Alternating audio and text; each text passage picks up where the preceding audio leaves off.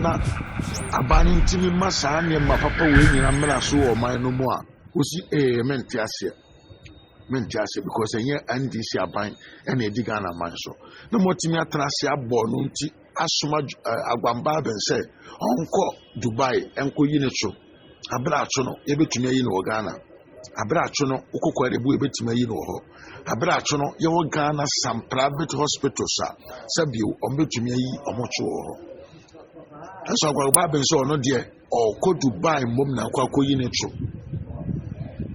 hey agwamba ben it's $1.1 million no. I don't know Yesika, Udiko Yuchonkwa. When you know, won't this and this in the Bikare?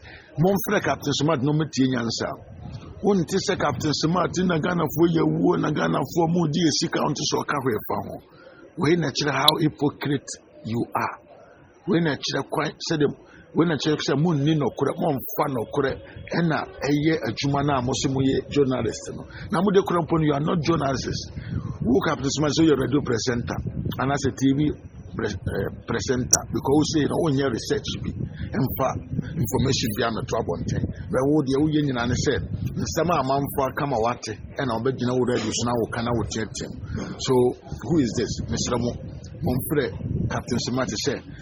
Onkono yenko yehwehwemu ewo di ntia agwamba benkwa netro ba kopa abo ne huri wa muntino Ghana spend more than $1.1 million so the ko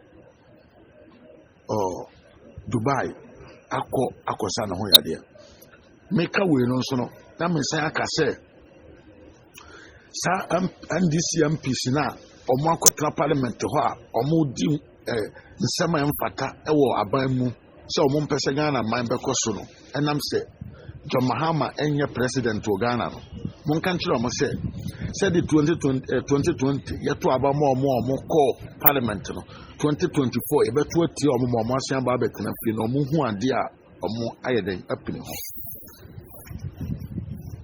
adenti mo hostage Ghana sa NDC MP sa mo se Henia, eto no yefeni eto yefeni Henia e obrofum. Henia na ayeno. Oso Henia nti o man state. Henia nti agwamba been spending more than $1.1 million. Says sika na chino. Na no central letter abra parliament say parliament in sunset say 50,000 350,000 and command no hie sika biem. Just for Henia. Kenya oba kurum haya ya doto mpaswa ya wese ya yiwa de awie no obajo mu na woko na obi oso no ba for Ghana nkoso ntino was spending more than $1.1 million so the koyi ni Kenya Ghana for bi ankawe and this for ankawe okuje to abrakwa enkawe okuje to abrakwa aban to brain se okwa akohwe investors di omo abo manum aban to brain se okoye agreement okwa akope contract e di abo manum aban omanye nyeluma ama monso manye nyeluma ne ba ya obejira abo to pa so na moye se no and a binance spend this and a binance spend this. What is Soka Sapa secretary there? Agwamba been spending for no reason. What is Soka be found? And this moon free diabolic mentality. And this for moon family, Kamunani free diabolic mentality. Edamumwa, there's a noir and a marginal moon sorry film. No more mechanic as a form, no mechanic of papa, no mechanic dream papa, no more mine on Conan.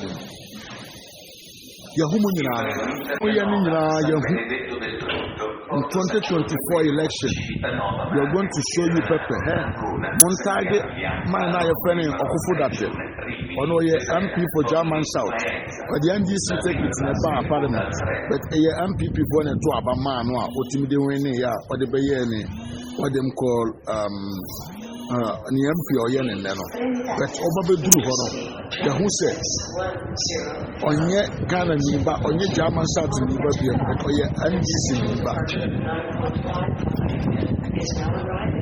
Saturday no mom na wakantire so ye so no banya bedroom parliament on ye NDC ni onye German South ni ba German South ye what challenges bebre amene me hu no say ntufuo ye aban we de ba senka omoji tuma sikede tu ama nkoso titire ene andepa ene ne mapa akoso German South man no so no okofo that say ono no ye NDC ni anso ba be ye German South ni enti de be koso German South bia na ofa ho na mbom no o ye de be ye abema NDC aban asan ya ba be diga na manso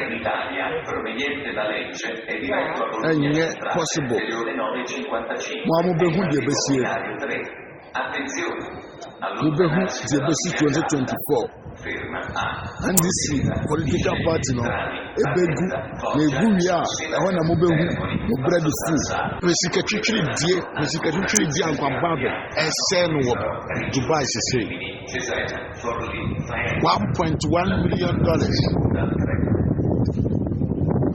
Omra metna parliament ma yenye Ghana business no wadwina kwa akotena Dubai so kwa akosa ne henia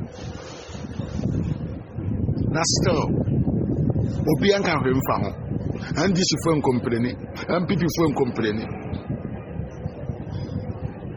the momo ansa no so no say ye NPP ni bi na ye we ya enka modity platforms ahodo so eka etiem esugu mu yam adenti NDC fo mu yam ambofo sa sa NDC MPs na mu parliament odenti amu yam ambofo sa mu mpega na nkoso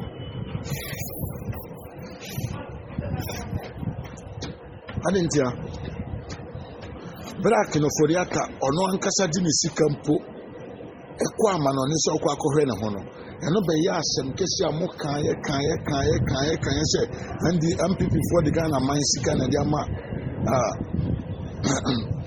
kino Foriata so nkohwe ne ho kino Foriata momo NDC for bra mu di Ghana man so mu bu Ghana man ani ma sia to the level say no bibia no ha no ojimutum so meba musika kino Foriata na de ne bank ko tina mamutum nya sika fira ma no de ba o man no na sani pa we ade achi no so yare no so okwa ma no nakosa na ho yade a mutumi twa mo ho bedina Ghana fo anim ka tro mo se Ghana fo sika na yatam dia ma na so mfa nkosa na ho yade abra munim so no ye ni sika ni kura dada ansa na ni cause kura ba be president ana no munya no aye hwehwemu ekohwe ye se Ghana fo sika na ye de ma na mukọ akura mo hu se nye Ghana fo sika na omode ma no musamba abontin be twa ntro di ntro kese ekire Ghana fo se ye Ghana fo sika na ya tam dia ma no se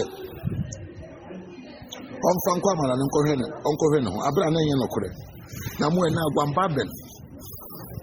agwambaben Speaker of Parliament enam chu Heni akakra bia abone hwe wantino or spending more than $1.1 million just to go and do surgery. I want to hear one.